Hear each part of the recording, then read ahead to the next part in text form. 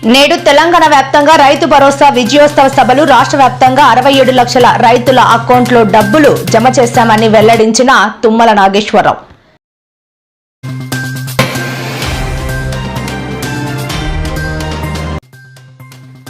నేడు AP cabinet భేటీ వివిధ కీలక అంశాలపై చర్చించి నిర్ణయం తీసుకోనున్న కూటమి ప్రభుత్వం.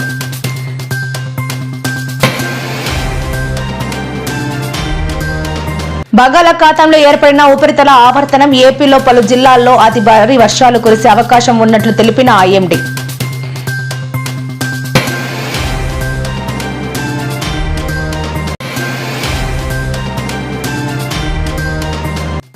విజయోత్సవాలు కాదు, రేవంత్ రెడ్డి తక్షణమే రైతులకు క్షమాపణ చెప్పాలని డిమాండ్ చేసిన హరీష్ రావు.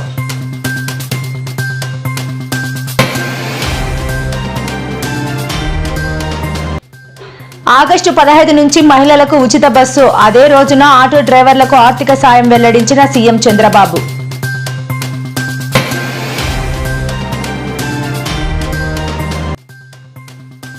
ఏపీలో ఎప్పుడు ఎన్నికలు జరిగినా తమదే గెలుపు అన్న సజ్జల. రాష్ట్రంలో లా అండ్ ఆర్డర్ పూర్తిగా విఫలమైందని వ్యాఖ్య.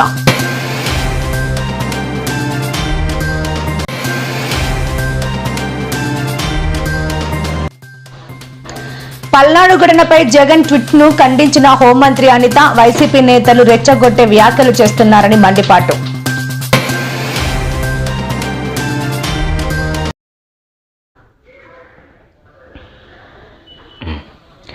నేడు తెలంగాణ రాష్ట్ర వ్యాప్తంగా రైతు భరోసా విజయోత్సవ సభలు నిర్వహించారు. రాష్ట్రంలో సాగులో ఉన్న ప్రతి గుంట భూమికి రైతు భరోసా నిధులు జమ చేస్తున్నామని వ్యవసాయ శాఖ మంత్రి తుమ్మల నాగేశ్వరరావు తెలిపారు. ఇప్పటి వరకు 15 ఎకరాల వరకు భూమి ఉన్న 67.01 లక్షల రైతుల ఖాతాల్లో డబ్బులు జమ చేశామని వెల్లడించారు.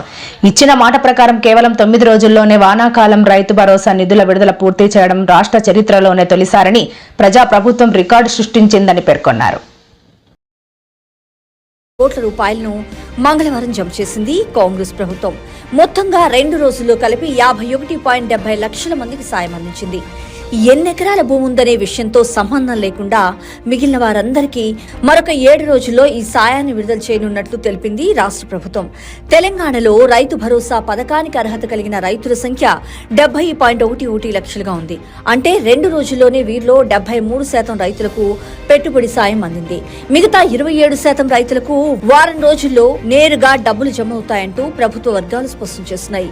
రైతు భరోసా పథకం అనేది తెలంగాణ రైతన్నలకు పంట పెట్టుబడి కోసం అందించే సమగ్ర ఆర్థిక సహాయ కార్యక్రమం. గతంలో ఉన్న రైతు బంధు పథకం స్థానంలో కాంగ్రెస్ ప్రభుత్వం ఈ నూతన కార్యక్రమాన్ని ప్రవేశపెట్టింది.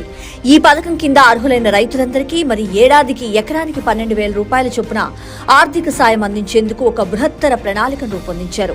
ఈ మొత్తం డబ్బులు ఖరీఫ్ రబీ సీజన్లకు గాను ఒక్కొక్క విడతలో విత్తనాలు, ఎరువులు, పురుగు మందులు, వ్యవసాయ కూలీల ఖర్చు వంటి పంట పెట్టుబడి అవసరాలు తీర్చడానికి ఉపయోగపడతాయి. రైతు బాగుంటేనే రాజ్యం బాగుంటుందని విశ్వసించిన సీఎం రేవంత్ రెడ్డి గారు గడిచిన 18 నెలల కాలంలో వ్యవసాయ రంగంపై ఇప్పటి వరకు 1 లక్ష కోట్ల రూపాయలకు పైగా ఖర్చు పెట్టారు. గత 10 ఏళ్లలో బీఆర్ఎస్ హయాంలో ఆర్థిక వ్యవస్థ చిన్నాభిన్నమైన పరిస్థితుల నుంచి ఎన్నో కష్టాలను ఎదుర్కొంటూ ఒక్కొక్కటిగా ఇప్పుడు సరిదిద్దుకుంటూ రైతులకు వ్యవసాయం దండుగ కాదు పండుగ చేయాలన్న సత్సంకల్పంతో తెలంగాణ ప్రభుత్వం ముందుకెళ్తుందని సీఎం రేవంత్ రెడ్డి గారు వెల్లడించారు.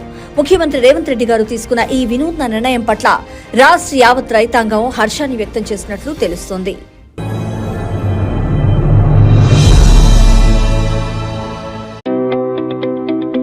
రాజ్యంలో ప్రజాపాలనలో ఏ కార్యక్రమాలు చేస్తే రైతు సంతోషంగా ఉండగలుగుతాడు అని చెప్పి ఆలోచించి రాష్ట్ర ప్రభుత్వానికి భారమైనప్పటికీ ఆయన గారి యొక్క ఆలోచనకు అనుగుణంగా రామకృష్ణారావు గారు ఈ దేశంలో ఏ రాష్ట్ర ప్రభుత్వం చేయలేనటువంటి సాహసాలు ఈనాడు రేవంత్ రెడ్డి గారి ప్రభుత్వంలో జరిగింది. ముఖ్యంగా భారతదేశ వ్యాప్తంగా ఒకే ఒకసారి మన్మోహన్ సింగ్ గారి ఆధ్వర్యంలో దేశం మొత్తానికి 70,000 కోట్లు రుణమాఫీ జరిగితే రేవంత్ రెడ్డి గారి ఆధ్వర్యంలో ఒకే ఒక్క నెలలో 21,000 కోట్లు 25 లక్షల మంది రైతాంగాన్ని రుణ విముక్తులు చేసినటువంటి ఘనత రేవంత్ రెడ్డి గారి ప్రభుత్వానికి దక్కింది.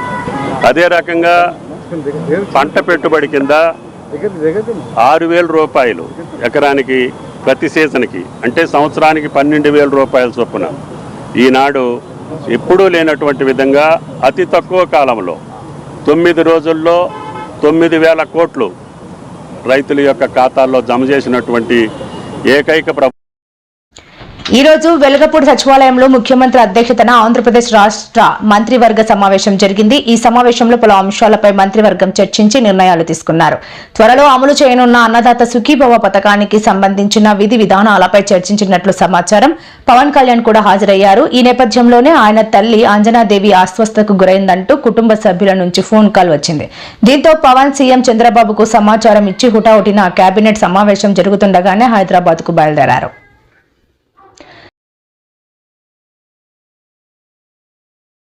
ఏకంగా పైకి తీసుకురావాలన్న ఉద్దేశంతో గీత కార్మికులకి మద్యం షాపుల్లో 10% రిజర్వ్ చేశాం. ఇది కాకుండా అర్చకుల జీతాలు 10,000 నుంచి 15,000 చేశాం. నాయి బ్రాహ్మణ్ జీతాలు 15,000 నుంచి 25,000 రూపాయలు చేశాం. చేనేతలకు జీఎస్టీ ఎత్తివేశాం. 200 రూపాయలు హ్యాండ్లూమ్ కి, అదే మరిగా పవర్ లూమ్స్ కి 500 రూపాయలు పవర్ సబ్సిడీ కూడా ఇచ్చాం. గృహ నిర్మాణానికి అదనంగా బీసీలకు, అదే మరి ఎస్సీలకు 50,000, ఎస్టీలకు 75,000 రూపాయలు ఇచ్చాం. ఇమాములకు 10,000, మౌజములకి 5,000 గౌరవ వేతనం కూడా ఇచ్చేసాం, పెంచాం. అవి కూడా ఇస్తున్నాం. వెల్ఫేర్ ఎక్కడా నెగ్లెక్ట్ చేయడం లేదు. ఇక్కడ నేను మిమ్మల్ని కోరేది ప్రభుత్వం యొక్క ఇమేజ్, వెల్ఫేర్ సక్రమంగా డెలివరీ కావాలి. టేక్ ఇట్ ఫర్ గ్రాంటెడ్ కాదు. అందుకే అనునిత్యం ఏ వెల్ఫేర్ ప్రోగ్రామ్ వచ్చినా లాస్ట్ మైల్ కి కరెక్ట్ గా చేరతా ఉందా లేదా, చేరే విధానం కూడా ఏదో భిక్షగాళ్ళకి మారిగా ఏదో మీరు దానం చేసినట్టు బిహేవ్ చేస్తే కరెక్ట్ కాదు. ఒక బాధ్యత తీసుకుని ప్రతి ఒక్క ఆఫీసర్ కూడా లాస్ట్ మైల్లో ఉండే ఆఫీసర్ బెనిఫిషరీకి చేర్చే విధానం చాలా ముఖ్యం. ఆ విషయం కూడా మీరందరూ కూడా హ్యూమన్ యాంగిల్ తో వాళ్ళు పనిచేయాల్సిన అవసరం ఉంది. కొత్త డబ్బులు కూడా రిలీజ్ చేశారు. దానికి కూడా వరకు థ్యాంక్స్ చెప్పాను. 2 years లో పూర్తి చేసే విధంగా కార్యక్రమాన్ని శ్రీకారం చుట్టారు. ఈ ఇయర్ నెక్స్ట్ ఇయర్కి ఈ 2 ఏళ్లలో పూర్తి చేస్తే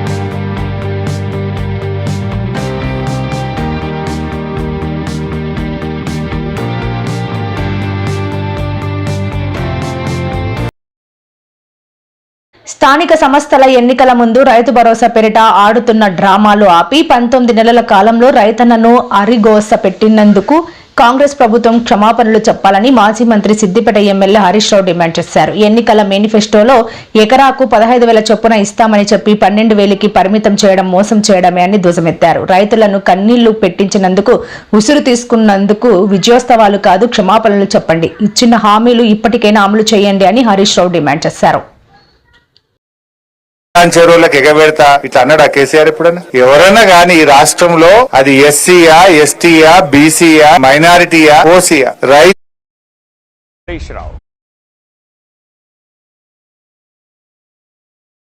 ప్రభుత్వం అంటుంది. దేనికోసం ఉత్సవాలు జరుపుతారు? ఇప్పుడు కేసీఆర్ గారు, బీఆర్ఎస్ ప్రభుత్వం రైతు బంధు 11 సార్లు ఇచ్చింది. 11 సార్లు 80,000 కోట్ల రూపాయల రైతు బంధు డబ్బులు వేస్తే మేమెప్పుడు ఉత్సవాలు జరపలేదే.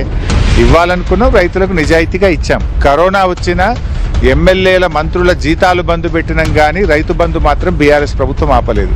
బీఆర్ఎస్ ఇచ్చిన రైతు బంధు దేశానికి ఆదర్శం. పీఎం కిసాన్, ఇతర రాష్ట్రాలు కూడా రైతు బంధు అమలు చేసినాయంటే అది కేసీఆర్ గారు, బీఆర్ఎస్ ప్రభుత్వం చేసిన కృషి. అయినా మీరు ఇలా ఉత్సవాలు ఏ ముఖం పెట్టుకొని జరుపుతారు? కాలం పోయిన యాసంగి 2 పంటలకు రైతు బంధు ఎగ్గొట్టినందుకు ఉత్సవాలు జరుపుతున్నారా? రుణమాఫీలో కేవలం 40 పైసల మందికి రుణమాఫీ చేసి 60% మంది రైతులకు రుణమాఫీ ఎగ్గొట్టినందుకు ఉత్సవాలు జరుపుతారా? సన్నవడ్లకు 1,100 కోట్ల రూపాయల బోనస్ ఇవ్వనందుకు ఉత్సవాలు జరుపుతారా? పంటల బీమా చేస్తామని చెప్పి మోసం చేసినందుకు ఉత్సవాలు జరుపుతారా? మీరు ఇలా రైతులు ఏ హామీ అమలు చేశారని ఇలా లగచెర్ల రైతులకు, ధనవాడ రైతులకు బేడీలు వేసి రైతుల్ని అవమానపరిచినందుకు ముందు క్షమాపణ చెప్పండి. ఉత్సవాలు కాదు. మేము 2 పంటలు రైతు బంధు ఎగ్గొట్టినాము, సన్నవడ్లకు బోనస్ ఇవ్వలేదు, రైతులకు బేడీలు వేసినాము, పంటల బీమా ఇవ్వలేదు. ఇవాళ కాంగ్రెస్ పార్టీ వరంగల్ డిక్లరేషన్ అమలు చేయకుండా రైతుల్ని మోసం చేసినందుకు ముందు రైతులకు క్షమాపణ చెప్పాలి.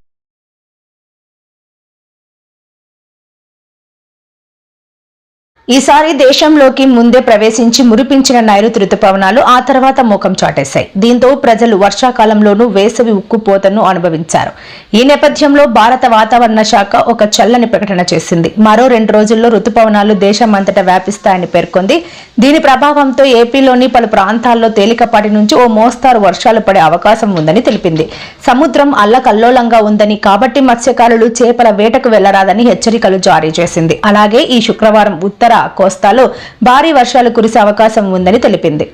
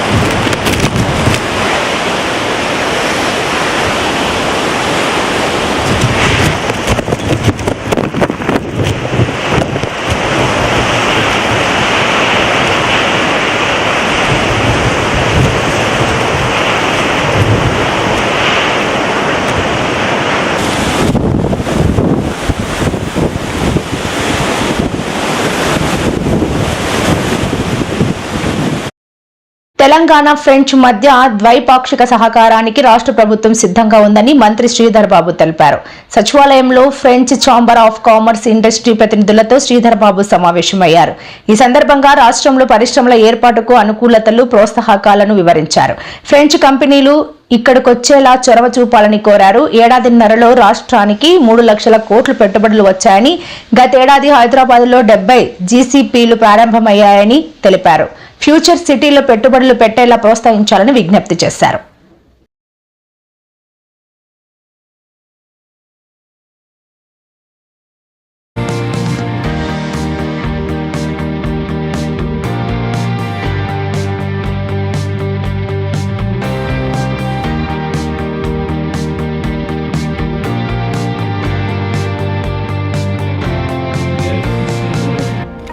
both affordable and also world class. The next decade I would like to mention here demands healthcare twice the size of what we have today. You know, we are here now, right now.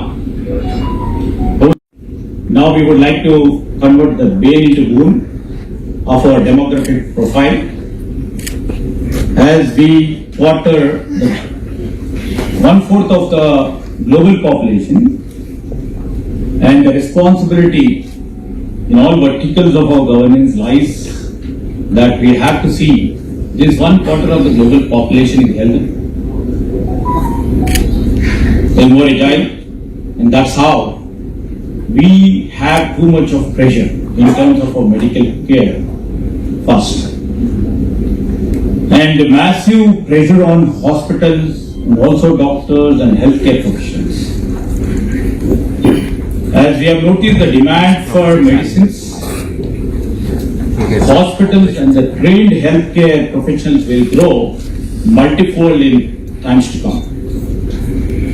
And we can't fight this future with the cutes alone.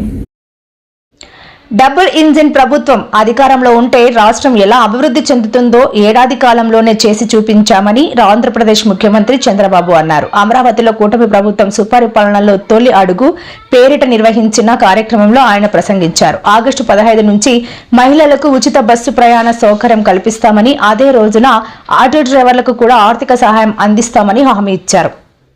తల్లికి వందనం పథకం హామీని నిలబెట్టుకున్నామని, అడ్మిషన్లు పూర్తయిన తర్వాత 1వ తరగతి నుంచి ఇంటర్ విద్యార్థులకు కూడా ఈ పథకాన్ని వర్తింపజేస్తామని ప్రకటించారు. గవర్నమెంట్ ఆఫ్ ఇండియా ఇస్తారు. ఫస్ట్ ఇన్స్టాల్మెంట్ మేము కూడా ఆ రోజు ఇస్తున్నాం. రెండోది ఆగస్టు 15న ఆర్టీసీ ఉచిత ప్రయాణ సౌకర్యం కూడా ప్రిపరేషన్స్ అవుతున్నాయి. ఆ రోజు లాంచ్ చేస్తున్నాం. ఆడబిడ్డ అనేది P4 కి లింక్ చేశాం. ఉద్యోగాలు పెద్ద ఎత్తున ప్రయత్నం చేస్తున్నాం. స్కిల్ డెవలప్మెంట్ గా నిరుద్యోగులుంది లింక్ చేస్తాం. కాబట్టి 6 సూపర్ 6 అయిపోయినాయి. జై చంద్రబాబు, జై చంద్రబాబు, జై చంద్రబాబు, జై. పేదలను కూడా మనం ఒకసారి దృష్టిలో పెట్టుకోవాల్సిన అవసరం ఉంది. మనం చేసేది విజన్ లేకుంటే ఎగ్జిక్యూషన్ ఇవన్నీ చేసినప్పుడు హ్యూమన్ ఫేస్ అనేది చాలా ముఖ్యం. హ్యూమన్ యాంగిల్ అనేది చాలా ముఖ్యం. ఎందుకంటే మనం సూపర్ 6 ఇస్తా ఉన్నాం. సంక్షేమ కార్యక్రమాలు చేస్తున్నాం. ఇప్పటికే చాలా సంక్షేమ కార్యక్రమాలకు నాంది పలికాం. ఈ మంత్లో వీలైనంత 2-3 రోజుల్లోనే డేట్ కూడా ఫిక్స్ చేస్తున్నాం. వెరిఫై చేస్తున్నారు. అది తల్లికి వందనం కూడా ఎగ్జిక్యూట్ చేస్తాం. అది అయిన తర్వాత కేంద్ర ప్రభుత్వంతో సమానంగా ఎప్పుడైతే వాళ్ళు వాళ్ళ వాటా వేస్తున్నారో అదే రోజున మనం కూడా 14,000లో 3 ఇన్స్టాల్మెంట్స్తో మనం కూడా వాళ్ళ అకౌంట్ పంపిస్తే DBT వేస్తున్నాం.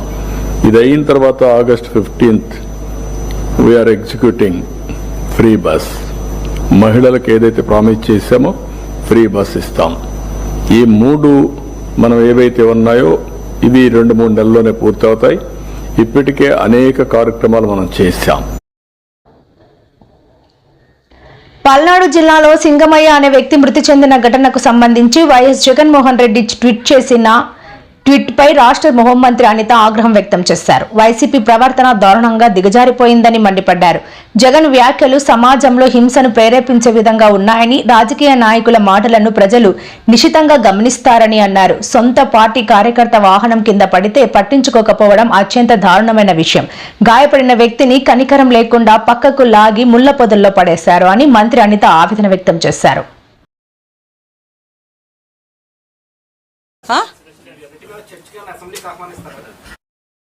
ఒక ఎమ్మెల్యేకి అసెంబ్లీకి రమ్మని ఆహ్వానించాలా?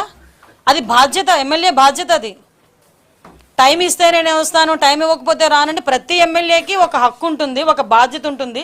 అసెంబ్లీకి రావాలి, వాళ్ళ నియోజకవర్గ పరిస్థితుల గురించి మాట్లాడుకోవాలి, ప్రజా సమస్యల గురించి మాట్లాడుకోవాలి అని ఒక ఆలోచన ఉంటుంది. ఆ ఆలోచన ప్రకారం బాధ్యత ఉన్నవాడైతే వస్తారు, బాధ్యత లేకపోతే ఇంట్లో కూర్చుంటారు. జగన్మోహన్ రెడ్డి షో చేశాడు, ఒక రోడ్ షో చేశారు. అతను వెళ్ళేదేమో ఒక పరామర్శకి వెళ్తున్న వ్యక్తి రోడ్ షో చేస్తున్నాడు. ఇంచుమించుగా అతని ఇంటి దగ్గర నుంచి తాడేపల్లిలో అతని ఇంటి దగ్గర నుంచి 10:30కి స్టార్ట్ అయిన వ్యక్తి సాయంత్రం 4 గంటలకి ఆ రెంటపల్లి వెళ్ళారంటే ఒకసారి ఆలోచన చేయండి.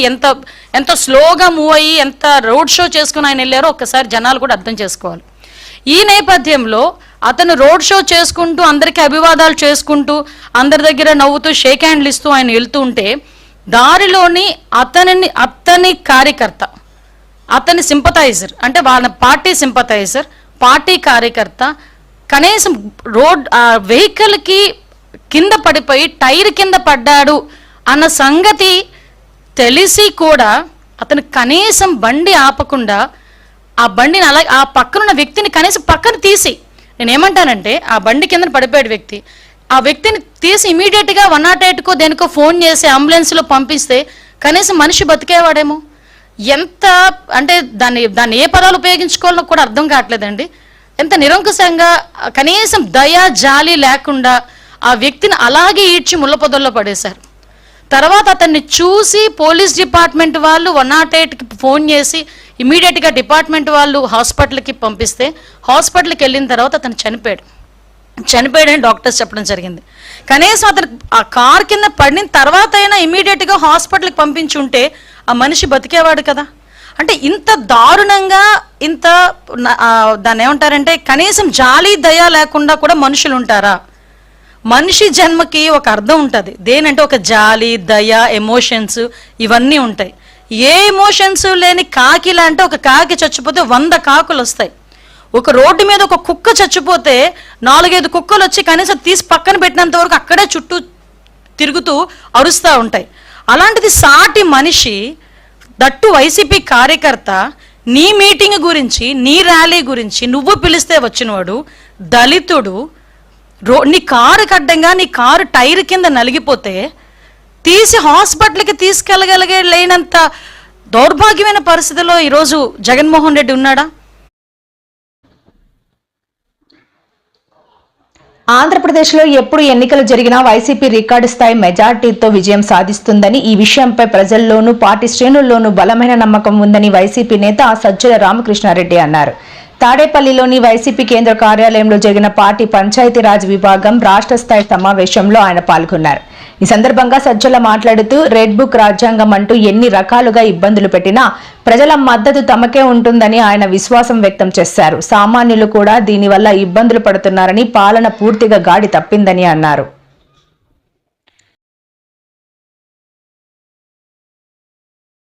దీంట్లో ఉన్న మీరు మీ అందరినీ ఈరోజు కలవడం సంతోషంగా ఉంది.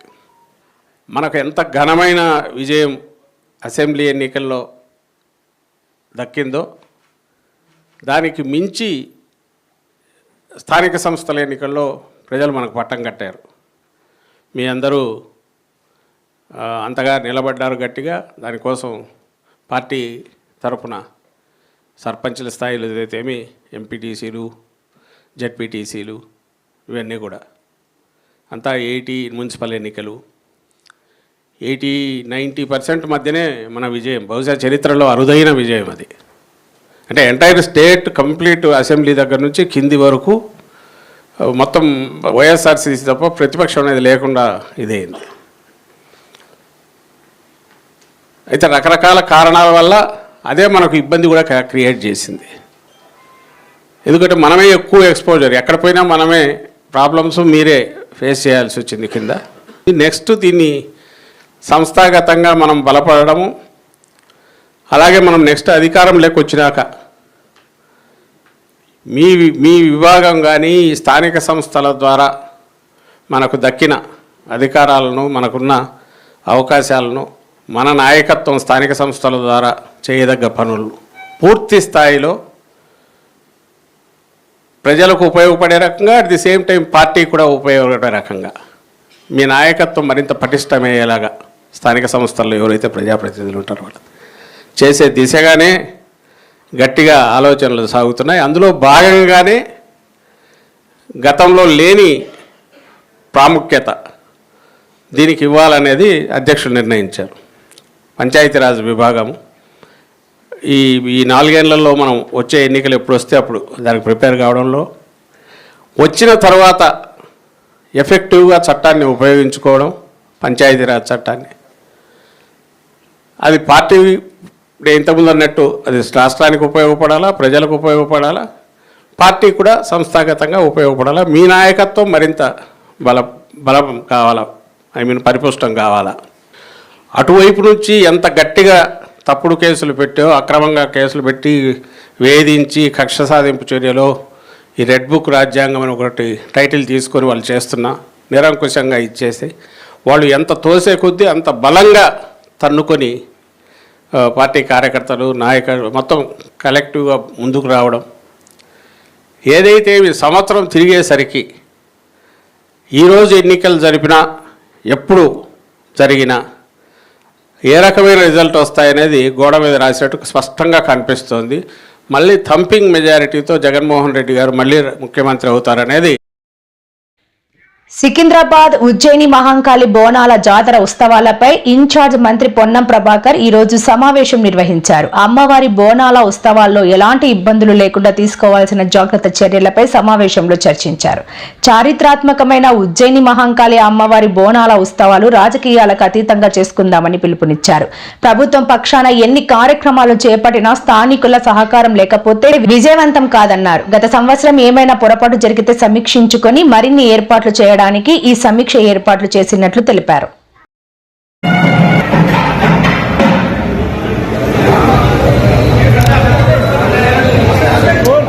బోనాల ఏర్పాట్లకు సంబంధించి రాష్ట్ర స్థాయి తదుపరి 26 నాడు గోల్కొండ తొలి బోనంతో ప్రారంభమై 1న బల్కంపేట కళ్యాణము, 13న ఉజ్జయిని మహంకాళి బోనము, 14 నాడు భవిష్యవాణి, 20 తారీఖు లాల్ దర్వాజా బోనాలతో ఈ నెల రోజుల పాటు హైదరాబాద్లో జరిగే ఆషాఢ మాస బోనాలకు ప్రభుత్వం తరఫున గౌరవ రేవంత్ రెడ్డి కాంగ్రెస్ ప్రభుత్వ హయాంలో అన్ని రకాల ఏర్పాట్లు చేస్తూ ఉన్నాం. దేవాదాయ శాఖ, రెవెన్యూ, పోలీస్ అందరూ కూడా అన్ని రకాల ఏర్పాట్లు చేస్తా ఉన్నాం. ఈ సందర్భంలో హైదరాబాద్ ప్రజలు ఆతిథ్యానికి మారిపోయారు. మెహమానీ నవాజీ మే హైదరాబాద్ కా లోగ్ కభీ కమీ నహీ. సో ఇతర ప్రాంతాల నుంచి వచ్చేటువంటి భక్తులకు ప్రజలకు హైదరాబాద్ ప్రజలు ఆతిథ్యం ఇచ్చి ఈ పండుగ ఘనంగా వేడుకగా జరిగేలా చూడాలని సందర్భంగా కోరుతా ఉన్నాం. ప్రభుత్వం తరఫున అన్ని చర్యలు తీసుకుంటా ఉన్నాం, అన్ని శాఖలను సమన్వయపరుస్తా ఉన్నాం. కానీ ప్రజల సహకారం అవసరం కాబట్టి హైదరాబాద్ జిల్లా ఇన్ఛార్జి మంత్రిగా హైదరాబాద్ ప్రజలందరికీ విజ్ఞప్తి చేస్తా ఉన్నా, ఈ బోనాల పండుగ మనది. హైదరాబాద్ గౌరవాన్ని ప్రతి లక్ష